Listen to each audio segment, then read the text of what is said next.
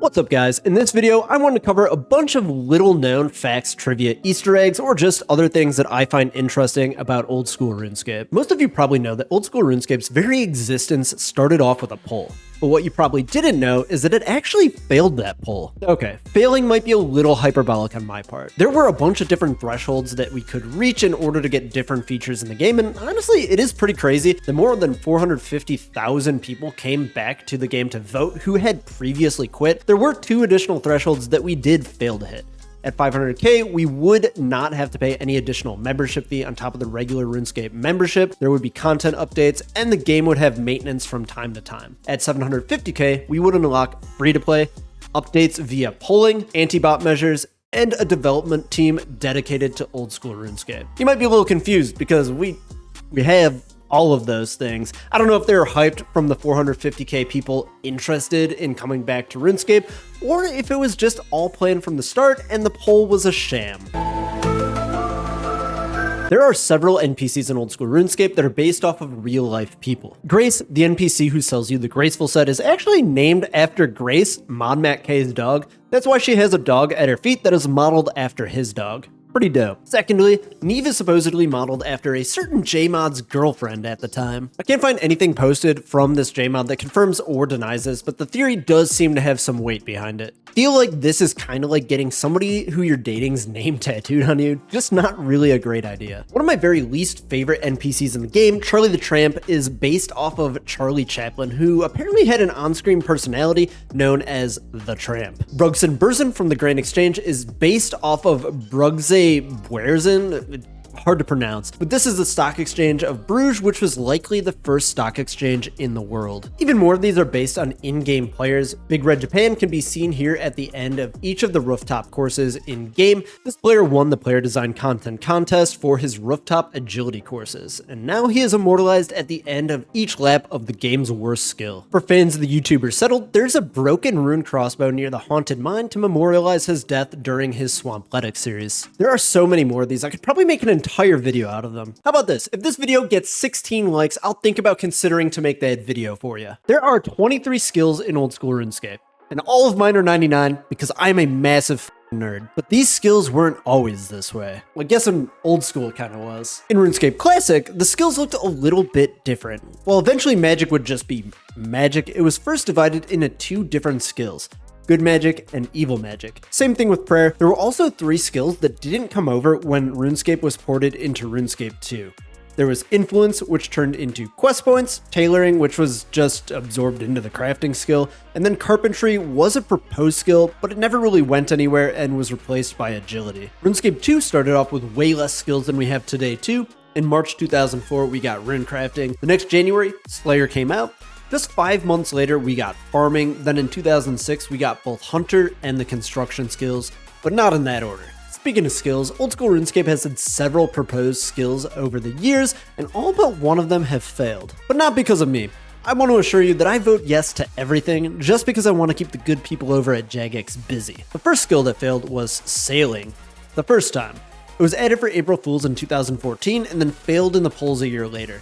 Despite its meme status, or possibly because of it, sailing passed the polls in March of 2023 and will eventually be added into the game. But before that, we had Artisan, which I really like personally because Slayer is my favorite skill. Artisan was basically just Slayer, but for skilling instead. Some content from Artisan actually did make it into the game though, like redwood trees. Warding was next. Warding was just the creation of magical robes and items, which doesn't sound bad, but it really just sounds like crafting to me. And finally, taming and shamanism were both part of the most recent proposal along with sailing. Sailing did get picked over these other 2, but personally I think they were both great ideas and very well received by the community, so I do expect to see them back in some capacity. Now, the reason that I actually want to make this video, and honestly the funnest part of this, is the Easter eggs. RuneScape is absolutely full of them.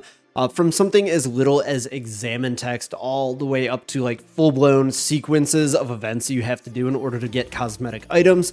I love them all. The first one of these, I wanted to get a big one out of the way first, and mostly because I've been holding on to the requirements for this for like 2 weeks so I could do it for this video, and I just need to get this done. And if you can't tell from where I'm at, I'm getting the Amulet of Rancor recolor. It turns this cool white color like you see here on the screen. The method in order to get this is insane. I don't know how anybody figured this out ever at all, let alone somebody figured this out on the first day of release, which if once you hear the requirements, it's going to become even more insane, but I don't know how people do this. For the requirements, you need the pet, which is probably the hardest requirement for this. You need the Noxious Halberd, the Arania boots, and an Araxor Slayer helm. Not only is getting the pet and the rest of the stuff crazy on day one, but this is the sequence of events that has to happen in order for you to be able to do this. First, we're going to enter the Eastern Tunnel while being afflicted with Venom, bringing a ton of brews because we're saying Venom the entire time. And now we do the Konami code, or the Contra code from way back in the day. Up, up, down, down, left, right, left, right. We kill the Araxite with a halberd, go through the tunnel, speak to the NPC, go back through the tunnel, speak to the spider while having Rax in the room with us, which is the transmog version of the pet. Go back through that tunnel again and use the Amulet of Rancor on this NPC. And now my amulet is beautiful. So I was reading up on the wiki after filming that when I'm editing this all up, and apparently you can get a venom riddled note from searching a certain skeleton, and that's how people figured out how to do this. There's a code here which you could either know how to do or probably just plug that into ChatGPT and have it do it for you. And then it decodes it into this, which kind of loosely gives you some clues on how to get it. Still crazy that anybody was able to figure that out. What's up, gamers? Thanks for watching so far in the video. If you are liking the video, make sure you like the video and subscribe if you want to see more similar content. The next one of these super long sequences in order to get an item is for the Mask of Rebirth. Even you can become a beautiful cat girl in-game. In order to obtain the cat mask, you have to gain entry into this secret little room over here. And to do that, you need to complete a Tombs of a Masket with an ancient key. Now, getting that ancient key is the tricky part. First things first, you're going to want to do one Tombs of a Masket, and MVP all of the rooms, I recommend just going in solo because you need to pick up the tertiary drop, which only goes to the player who did the most damage. Next, you're going to want to talk to this camel, but as you can see, there is no talk option on the camel, just bank and collect. You want to use your Camulet on him. Kind of weird. Then use the bucket of water on your Scarab Dun and bring the egg to the High Priest of Scarabus. Use the big banana from Baba on Auugi. Use your Eldritch Etches on the High Priest and soften him. And then you need to bring a spade to the island where you got the Lily in Beneath Cursed Sands and dig with Zabak's Fang in your inventory. Talk to that camel one more time, get your key, and then you can be a beautiful cat girl just like me. That's the last big sequence of events type of Easter eggs that I know about, but there is a secret area that I wanted to show you. Deep in the swamps of Fossil Island. So all you're going to need to do for this is make yourself some breadcrumbs, and we're going to run over here through the swamp. Watch out for the tar monsters. We are going to need to chop these thick vines really quick. And then this Belshram right here is very hungry, and we're going to feed it some breadcrumbs. And suddenly, we're in this secret little area. There's this guy right here. You can search him and he'll give you a little diary. I'm not going to spend time reading it to you. Kind of just a cool little spot here. And if you're playing like a hide and go seek with your clan or something, this is a killer spot. People can come here. You can tell people where you are at. They'll be able to see you here and they're going to have no clue how to get to you. It's great. Speaking of hidden things, did you know that there's a hidden equipment slot on every character known as a beard or jaw slot? Currently, there's nothing that you can actually equip yourself into the slot, but several minigames use this slot to equip something so that it doesn't affect the gear that you're wearing within the minigame. In Barbarian Assault, you have your roll icon. In Soul Wars, your red or blue icon is equipped here as well. There's also a hidden NPC that is inside the Pillar of Calphite Queen. Since this boss is super duper old, this NPC is used to track damage done to the boss throughout the 2 phases of the game so that the game can count both of them. There are a ton of different commands that you can type into the search bar in the in-game settings menu that return a curated response. Here are some of the ones that I was able to find. Goblin League, Winter 2017, RNG, AQPW, the answer to life, the universe, and everything, cheats, Andrew, Paul, buying GF, and 73. If you guys know any more of these, please let me know down in the comment section below. If you remember in that last section, colon bank was the cheat that came up in there. This is actually a reference to private servers where you could utilize your bank by typing in a command. when we type this in, hey everybody, I tried to do something very silly, just there, fun little thing to shame the player. There are a ton of Easter eggs in the game that are all related to having an item, using an item on a certain NPC object, or even casting a spell with that item in your inventory. Deep in the wilderness, at the wilderness volcano, you can throw a gold ring into the volcano. A goblin will appear in the game lamenting that you threw his precious into the fire. This is a reference to Gollum from The Lord of the Rings, as most of you probably know. Players have reported that you can kill him though if you are fast enough. When using a herring on most trees in game, you will get a message in your chat box telling you that this is not the mightiest tree in the forest. Now the true biggest and baddest tree in all of Gielinor is the Grand Tree, and when we use the herring on the front door, it just cannot be done. This is a reference to Monty Python's Holy Grail, where the knights are tasked with cutting down the mightiest tree in the forest using a herring. Being that this is a British game, there are a bunch of other Monty Python references throughout. North of Prifddinas, you can fight a rabbit within this cave right here. If you are able to defeat him, you will get the Crystal Grail. While he does look cute, he is level 2. This dude absolutely smacks, and he has like 2,000 HP, so he's definitely not to be trifled with. You have the Dancing Knights in the party room in Falador, the Bridge Master near the Myths Guild, the guards in Nataznot and Jatizo, however you say that. We'll shout some stuff at each other. The Lumberjack's outfits examine text is a reference to a song from older Monty Python. The Black Knight in the Holy Grail quest is from the Holy Grail. And of course, you have the hand eggs, which are probably my favorite one. For the uninitiated, you can get a jar drop from many of the bosses within old school RuneScape. They're extremely rare, and all but the newest one are tradable, so you can just buy these. And one of the coolest Easter eggs that I could find is using the Jar of Souls on the Soul Altar. We'll spawn a little sister soul jar who'll do a little dance for you. Now, if you go in the Lunar Spellbook, there's a spell called Dream. This is basically dead content. It just restores your HP a little bit faster. Its only real use is looking cool with this little sleeping animation that we got here. But if you cast a spell with the Jar of Dreams in your inventory, whoa, gotcha. There's another fun one with the dream spell within the nightmare zone. Since you are already dreaming here, we get this message: you cannot perform Inception here. Dreaming within this dream will inevitably activate your kick. This is a reference from the movie Inception, which involves dreaming within dreams. You get a unique dialogue with the Iron Man tutor in Lumbridge by using the Jar of Souls with him. This is a play on the meme that gingers don't have souls. He's also named Adam after Bodhi, who is largely credited with creating Iron Man mode. The only other one of these that I could find is with the Jar of Dirt and the Jar of Sand. You can change the contents by using them on each other. As of now, these are all the Easter eggs with the jars that we currently know of in-game. In the Guardians of the Rift minigame, if you look off into the distance, you can see the homes of our friends over from SpongeBob SquarePants. On the bottom level of the Chasm of Fire in Kurind, if you do the detached camera, you can look beneath the floor, and it actually does spell out Chasm of Fire. I'll throw up a graphic on screen that shows the full thing. It's just really hard to capture. The herb sack, when fully full, does hold 420 herbs. Nice. So apparently poisoning a chicken makes it lay an egg. Let's see if I can manage to make this happen. So I've been trying this for a while, and it's actually like really hard to hit a chicken below a 3 and get them poisoned, because you don't poison them every time. But as you can see, you gotta poison them, wait a little bit, and they will squawk, and then they will lay an egg. Let's talk for a quick second about red X mechanics, because this one is really weird. First, what is a red X? And what we're referring to when somebody in-game says this is the X when you click. So when you click to move, you can see that it is yellow.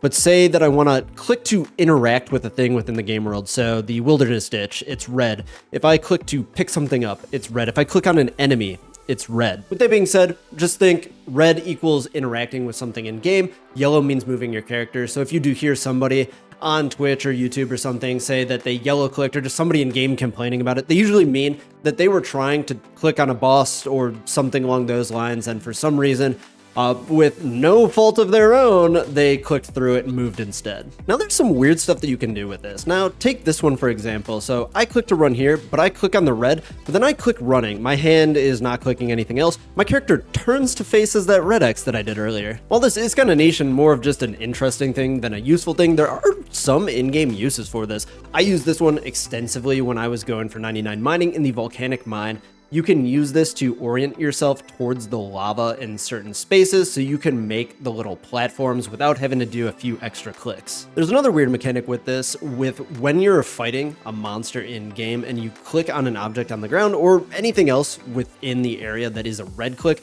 the boss just stops moving. So you can use this one to go under the boss without the boss moving.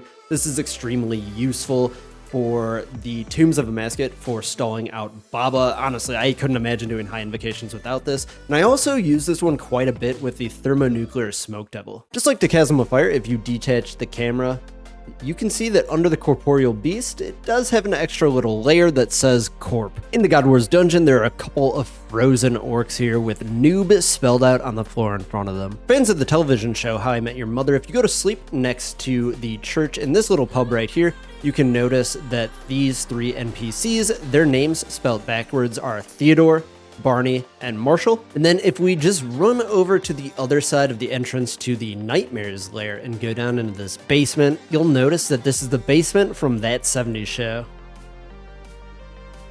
One of the coolest Easter eggs that I was able to find involves this guy right here in Varrock, the cleaner. If you're able to drop some ashes and he comes by and sweeps them, he will actually sweep the ashes up. You know, while we're in the neighborhood, might as well take a look at this one. There's a man who goes to and from the Varrock Museum over to the dig site to get, I don't know, whatever he's getting from the dig site. And usually he says hello to the guards, but if you're able to kill them in time, you do get a unique dialogue option referencing the fact that they're all dead. Many of you probably know the Disc of Returning. In RuneScape Classic, before there was a banning system, instead of banning them, they would just send them to a different area, which was this black hole. Players who were sent to the black hole could not escape, but if you went there as a non-offending player, you could activate a Disc of Returning and escape the black hole. In old school RuneScape, you can visit this black hole by activating a Ring of Returning in the Dwarven Mines. Nowadays, you can escape the black hole, but back in the day, if you dropped your disc, you could be stuck there until Jagex actually came on and let you out, which is what led them to eventually just get rid of this entirely. Additionally, the ring has an option Blackout, which brings you to this completely blank area. Another really good hide and seek spot for those who are interested. Another cool little thing about the black hole is if you try to drop your Disc of Returning, it's going to give you a little warning message here. Really drop your Disc of Returning. Yes, something cool might happen. And most of the time, it's just disappointing, but sometimes something cool does happen. Diango is hands down the funnest NPC in old school RuneScape. Not only is this a super nice guy, but you can get all of the sweet holiday cosmetics here. There's a ton of really good ones. I'm not going to go through all of them. You can trade him just for a bunch of other items that all have somewhat of an interesting little story behind them. And he has a section to redeem codes, many of which came from RuneFest. It does look like a few of the codes are now unlocked by default, and there's only one remaining. I'll throw that up here on screen, and that unlocks this. It's like a Yu-Gi-Oh thing, but you can throw cards at people. The other three things that used to be codes that you now just unlock automatically are this shield emote, and most importantly, this home teleport animation.